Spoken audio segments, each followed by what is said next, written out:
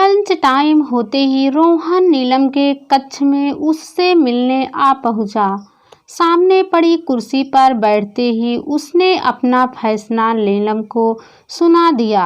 शादी की बात करने मैं कल इतवार की सुबह तुम्हारे मम्मी पापा से मिलने आ रहा हूँ, लेकिन कोशिश मत करो, मेरा मन बदलने वाली नहीं है। नीलम, अगर मैं तुम्हारे भरोसे रहा तो दूल्हा बनने का इंतजार करते करते बूढ़ा हो जाऊंगा। रोहन ने उसे अपने फैसले के विरोध में कुछ कहने नहीं दिया। रोहन, जरा शांत होकर मेरी बात सुनो। तुमसे शादी नहीं करने का फैसला मेरा है। मेरे मम्मी पापा इस शादी से खुश हैं। मम्मी पापा से मिलकर क्या करोगे? हम सब मिलकर तुम्हें समझाएंगे कि अकेली जिंदगी कटना ना तुम्हारी बेटी महक के लिए अच्छा है, ना तुम्हारे लिए। देखो, तुम मुझसे एक बात साफ साफ बताओ, मैं जीवन साथी के रूप में तुम्हें पसंद करती हूँ।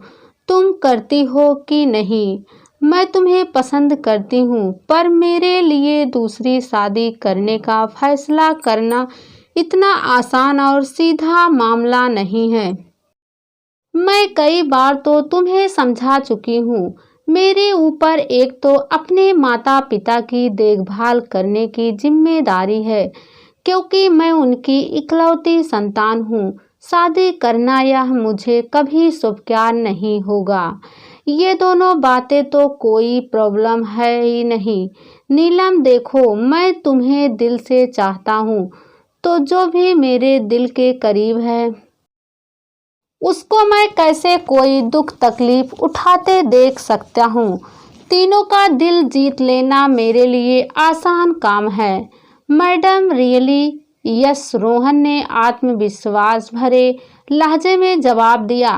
मेरे मन की इन दो चिंताओं को अगर तुम दूर कर दो तो। नीलम ने जानबूझकर अपनी बात अधूरी छोड़ी और उसका हौसला बढ़ाने वाले अंदाज में मुस्कुराई। नो प्रॉब्लम, लेकिन जब ये तीनों मुझे तुम्हारी जीवन साथी के रूप में स्वीकार करने को खुशी से तैयार हो जाएंगे तब तो हाँ कह दोगी ना? नीलम का जवाब सुनकर रोहित खुश हो गया।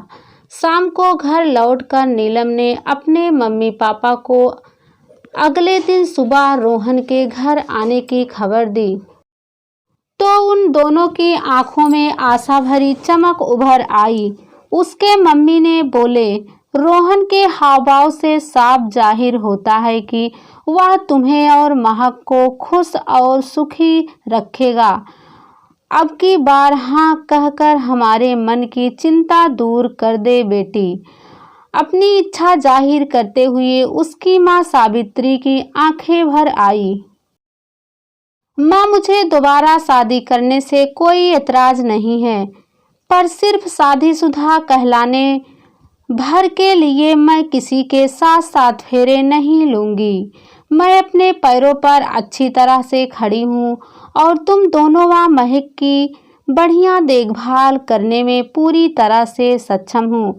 अगर मेरा दिल हाँ बोलेगा तो ही मेरी शादी होगी। किसी तरह के दबाव में आकर मैं दुल्हन नहीं बनूंगी। नीलम का यह जवाब सुनकर सावित्री आगे कोई दलील नहीं दे पाई थी। बेटी, तुम्हारे दिल में महक और पापा की जगह कोई नहीं ले सकता है, यह मैं समझता हूँ, लेकिन यह भी ठीक नहीं है कि तुम बिना जीवन साथी के बाकी की जिंदगी काटो। पहले की पति विवेक जैसा सीधे सच्चे इंसान बार बार नहीं मिलते। अगर तुम रोहन की तुलना विवेक से नहीं करोगी तो अच्छा रहेगा। बाकी तुम खुद बहुत समझदार हो।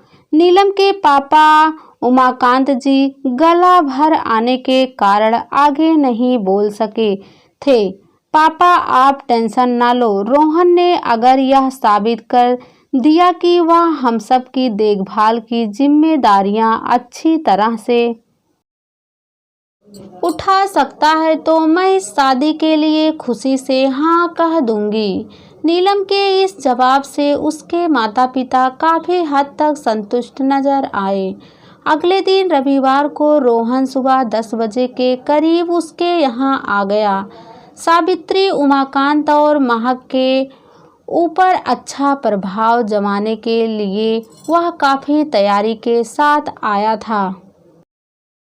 वह फल और मिठाई के अलावा महक के लिए उसकी मनपसंद ढेर सारी चॉकलेट भी लेकर आया था।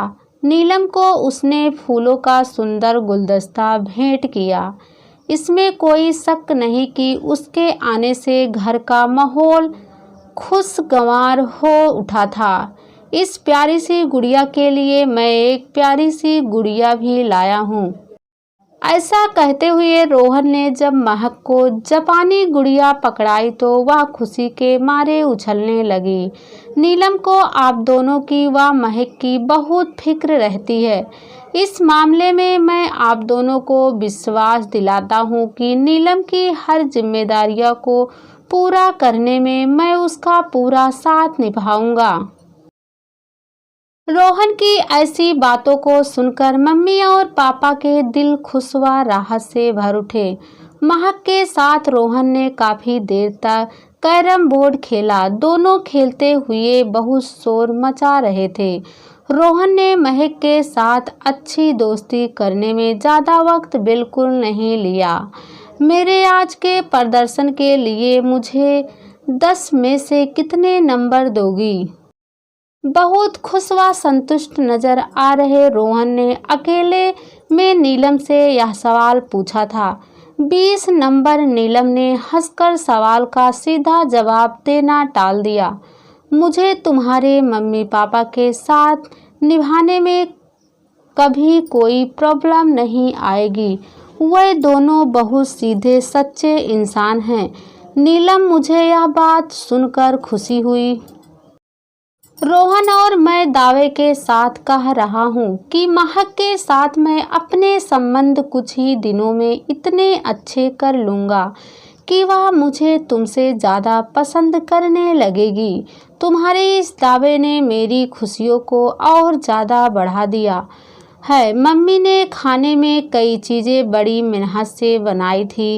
रोहन ने भरपेट खाना खाया और दिल खोलकर भोजन की तारीफ भी की। शाम को विदा होने के समय मम्मी और पापा ने रोहन का ढेर सारा प्यार और आशीर्वाद दिए। रोहन अंकल, आप बहुत अच्छे हो। मेरे साथ खेलने के लिए आप जल्दी से फिर आना। महक से ऐसा निमंत्रण पाने के बाद रोहन ने जब विजयी भाव से नीलम की तरफ देखा तो वह प्रसन्न अंदाज में मुस्कुरा उठी। आगामी 3 रविवारों को लगातार रोहन इन सबसे मिलने आया। उसने बहुत कम समय में सभी के साथ मधुर संबंध बनाने में अच्छी सफलता प्राप्त की। महक बेटे, अगर हम सब साथ रहने लगे तो कैसा रहेगा? रोहन ने खेल खेल में महक से यह सवाल सबके सामने पूछा। बहुत मज़ा आएगा अंकल। महक की आंखों की खुशी देखकर कोई भी यह कह सकता था कि उसे रोहन अंकल का साथ बहुत अच्छा लगने लगा है। उस दिन जब रोहन अपने घर जाने लगा तो नीलम ने उसकी तारीफ की। मुझे उम्मीद नहीं थी कि तुम इतनी अच्छी तरह से इन तीनों के साथ घुल मिल जाओगे। महक तो तुम्हारी बहुत बड़ी दोस्त बन गई है। अब तुम्हारे मन की सारी चिंताएं खत्म हो गई है ना?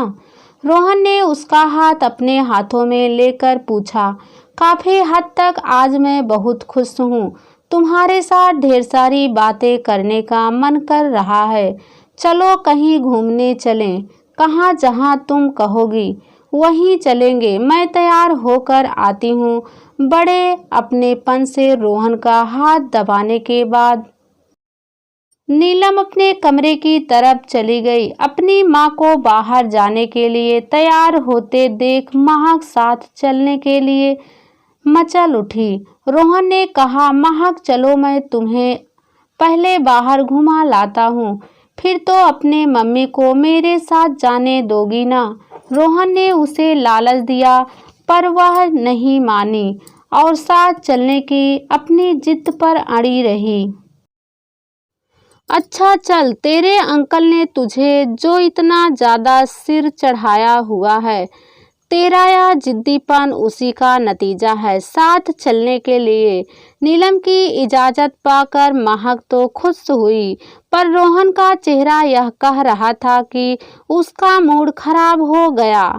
आई एम सॉरी रोहन, अगली बार मैं पक्का तुम्हारे साथ अकेली घूमने चलूंगी।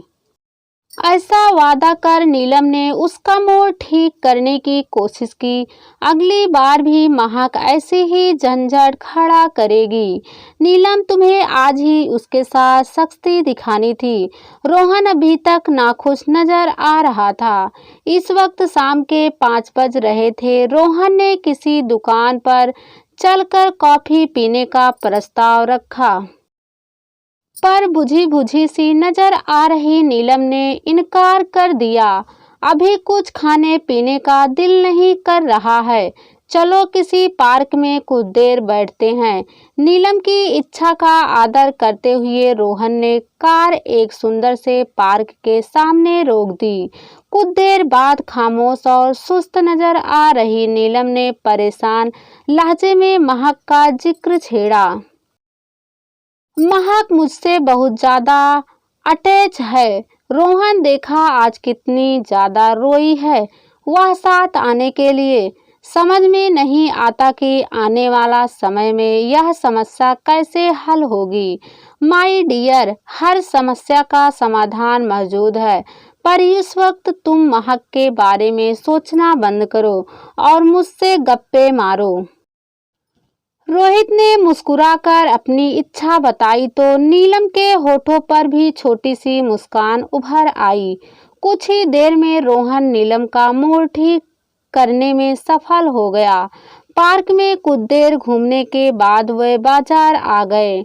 वहां रोहन ने उसे पसंदीदा शर्ट का उपहार दिया। बाद में उन्होंने एक दुकान में कॉफी पी, फिर घूमते टहलते व बातें करते रहे। उसके साथ बातें करते हुए रोहन का दिल भर ही नहीं रहा था।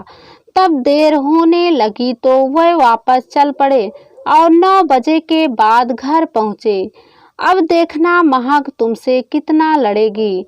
घर में घुसने से पहले तनावग्रस्त नजर आ रही नीलम ने रोहन की आगाह किया तो वह एकदम से गंभीर हो गया।